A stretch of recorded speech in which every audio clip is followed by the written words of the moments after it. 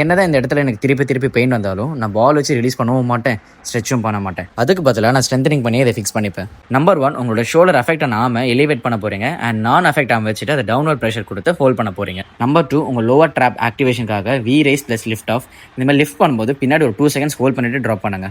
இந்த ஒரு எக்ஸசைஸ் பண்ணுறதுனால உங்களோட shoulder blade and shoulder muscles கரெக்டாக கோஆர்டினேட் ஆக ட்ரெயின் பண்ணும்.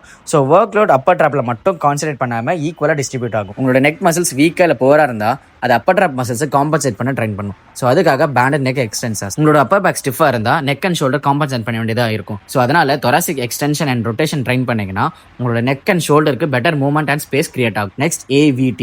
இது உங்களோட ஷோல்டர் பிளேடை கண்ட்ரோல் பண்ணுற மசில்ஸை ஸ்ட்ரென்தன் பண்ணும். ஸ்கேப்புலா பெட்டர் கண்ட்ரோல் ஆனால் உங்களோட ஷோல்டர் மூவ்மெண்ட்ல அப்பர் ட்ராப் மேலே எக்ஸசிவ் டிமாண்ட் விடுறதை கம்மி பண்ணலாம். நெக்ஸ்ட் இந்த வேரியேஷன் ஒரு ஆப்ஷனல் தான். இது என்னோட shoulder mobility plus scapula control நல்லாவே ஒர்க் பண்ணும். ஸோ அதனால நான் இதை ட்ரெயின் பண்ணுவேன். அண்ட் நெக்ஸ்ட் இதுக்கு பேர் ஃபேஸ் புல். இதனோட போஸ்டியர் ஷோல்டர் அண்ட் ஸ்கேப்புலா மசில்ஸை ஸ்ட்ரென்தன் பண்ணும். And S shrugs. Upper trap pain இருக்குன்னு கம்ப்ளீட்டா அப்பர் ட்ராப் அவாய்ட் பண்ணக்கூடாது. கிராஜுவலா லோட் பண்ண ஸ்டார்ட் பண்ணீங்கன்னா மசில்ஸோட ஸ்ட்ரென்த் அண்ட் லோ டாலரன்ஸ் நல்லாவே இம்ப்ரூவ் ஆகும். அண்ட் ஃபைனலாக இது ஒரு டெக்னிக். உங்களோட breathing pattern plus shoulder கர்டில் muscle combine பண்ணி பண்ணுறதுனால உங்களோட நெக் பிளஸ் அப்பர் ட்ராப்ல இருக்கிற டென்ஷன் ரெடியூஸ் பண்ணலாம். ஸோ உங்களுக்கு அப்பர் ட்ராப் பெயின் இருந்தால் அதை ஸ்ட்ரெச் பண்ணாமல் ஃபர்ஸ்ட் அசஸ் பண்ணுங்க, அப்புறம் லோட், அப்புறம் ப்ராக்ரஸ் பண்ணுங்க.